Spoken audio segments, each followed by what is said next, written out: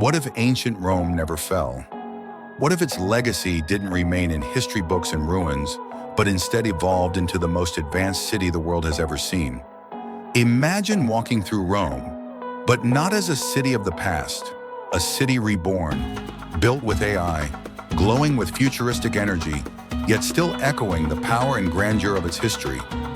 This is AI's vision of Rome, a place where the Colosseum still stands, but now it is illuminated by holograms, hosting battles between AI-controlled gladiators.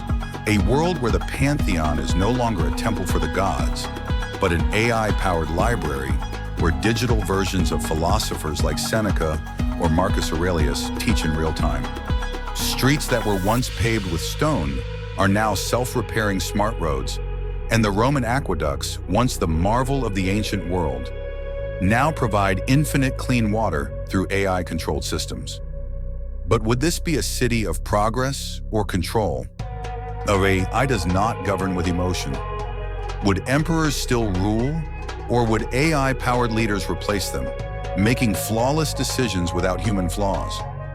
Would the Senate be filled with AI minds debating politics in milliseconds, analyzing history to prevent the mistakes of the past? The idea is breathtaking.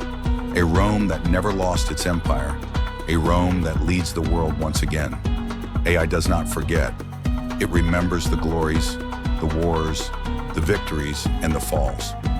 But in this world, there is no fall, only a future where Rome reigns once more, a fusion of past and future, legend and technology.